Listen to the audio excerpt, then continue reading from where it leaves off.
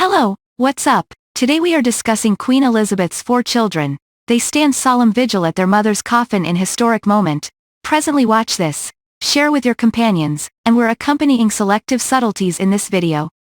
King Charles III, Princess Anne, Prince Andrew and Prince Edward all wore military uniforms for the Vigil of the Princes, with a special exception made for Andrew.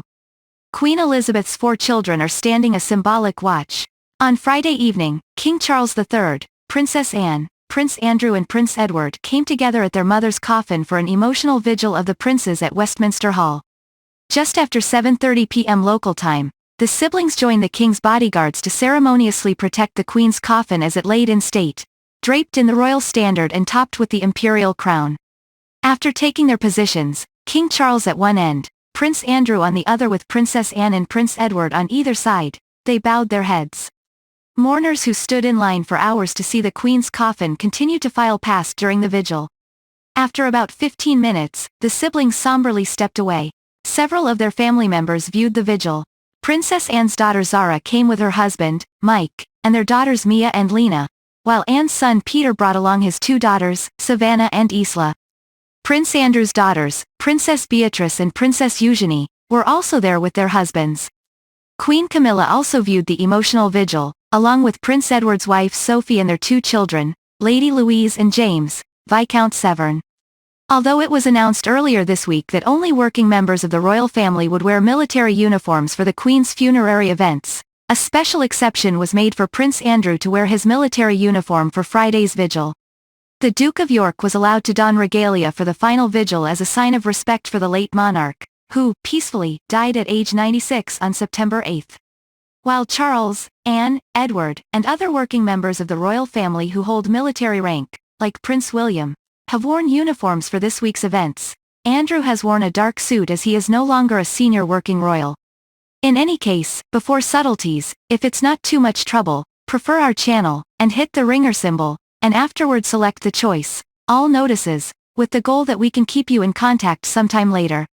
The Duke of York was stripped of his military titles and royal patronages in January 2022 after he was accused of sexual assault by Virginia Roberts Giuffre, a victim of convicted sex offender Jeffrey Epstein's former ring.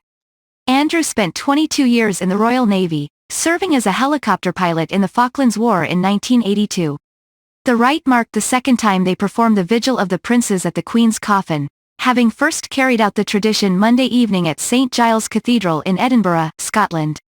There, Princess Anne made history as the first female royal to participate in the rare ritual, standing with her 3 brothers for the solemn guard. The Vigil of the Princes had only been hosted twice before in family history. It was first recorded during the funerary processions for the Queen's grandfather, King George V, in 1936, and again performed when the Queen Mother died in 2002, according to The Independent. There, Charles, Andrew and Edward briefly guarded their grandmother's coffin the day before her funeral.